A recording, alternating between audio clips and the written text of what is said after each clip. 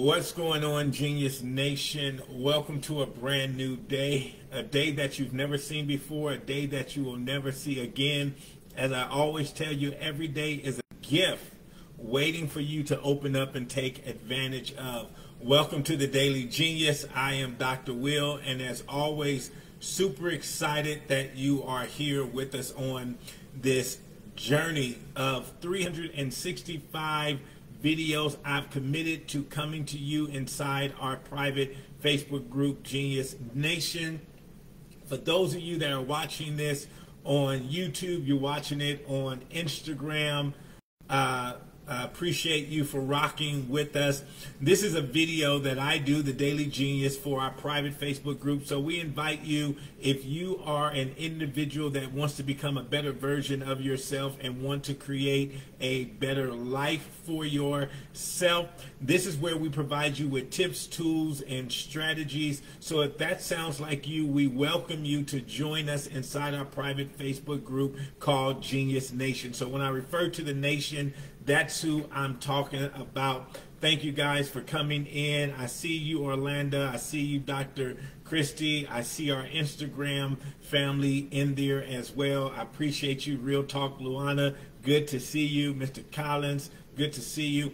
So on Thursdays, we like to do a segment that I call Think Big Thursday, and I just like to profile an individual that I admire, someone that I have looked up to on my business journey, and I try to profile them and either introduce you to new individuals maybe you haven't heard of, or just highlight someone maybe you have heard of. And today, the individual that I'm talking about today, surely you more than likely heard about that person, but I wanted to give them their flowers because they have been instrumental and they have been a great inspiration in my life. So today's Think Big Thursday profile is Ervin Magic Johnson. Now for me, I grew up in Southern California. I grew up being a Lakers fan, so I've been tracking Magic ever since his Laker days,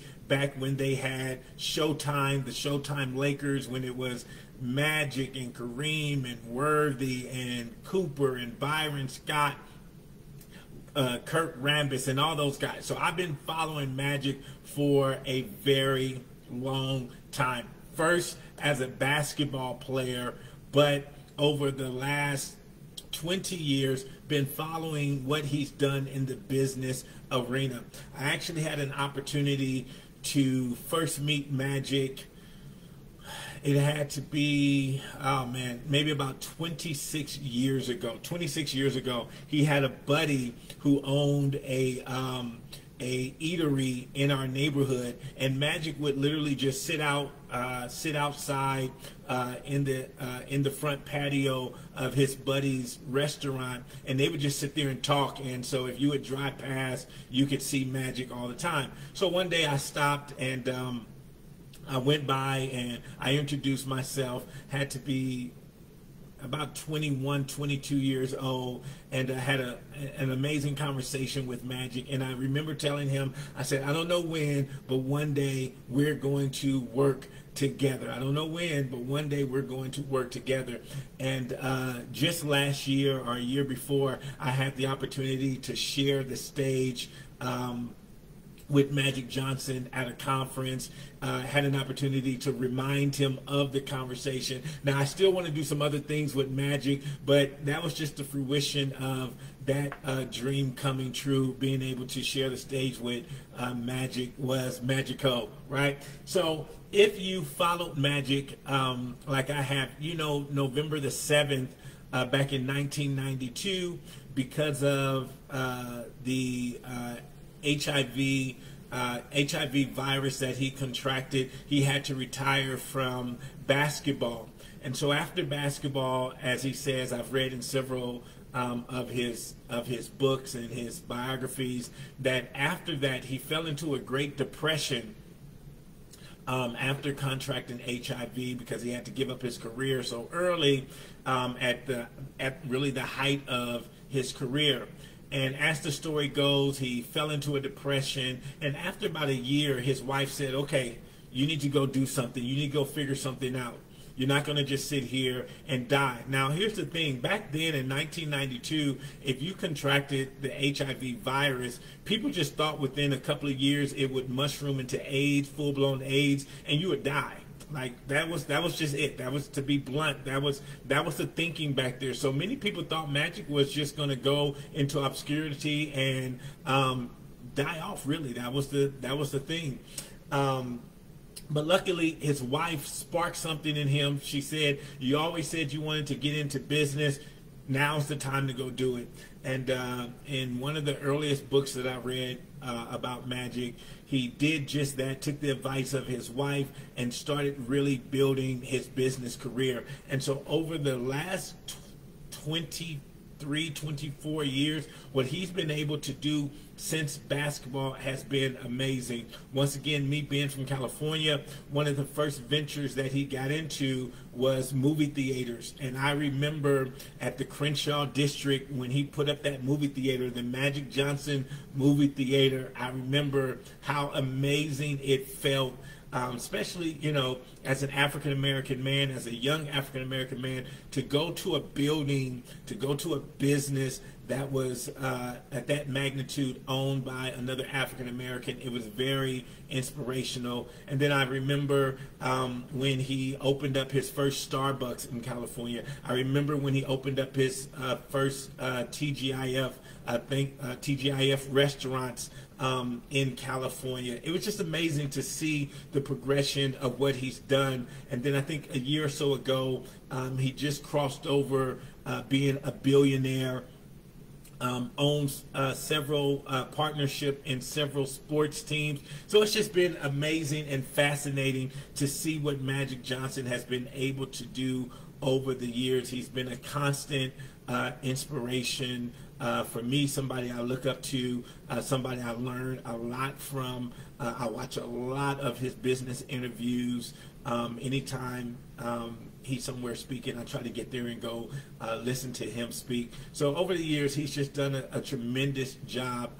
He's been a tremendous asset to the black community as an example of what you can do in the business world. And one of the things that I always like about his story, he tells the story about him transitioning from basketball to business, and you would think that it would be an easy road, but he shares the story that in actuality it was even harder for him because people just thought about him being a basketball player and they didn't really take him serious. And I remember he would say early on when he would call people for business meetings, they would take the meeting, but they would only take the meeting because they wanted to get a basketball sign, or they wanted to get a jersey signed, or they wanted to get something signed by him, but they didn't really take him serious. And he talks about how he had to persevere and had to overcome that and to really change his identity from just being a basketball player to being a business individual. And so it's not always, you know, a lot of times we see them and we say, oh, that's magic. It was probably easy. They were probably just saying yes to him. But that wasn't the case. He said it was even harder because he was magic, and so he had to persevere and fight through that. So that's our Think Big Thursday profile, Ervin Magic Johnson. If you are not familiar with what he's been doing on the business side since basketball, I highly encourage you to go and follow him, see what he's up to. Let me see if I have his book right here. I know I have his other book right there, but he has a real good business book that I love, and I don't see it right off. But just look up business books by Magic Johnson, one of his earlier ones. It's a fantastic business book. Literally, he breaks it down, how you network, how you negotiate, and all that type of things. I think it's called 32 Ways to Win at Business. 32 Ways to Win at Business. I know I have it somewhere. I just don't see it. But it's called 32 Ways to Win at Business.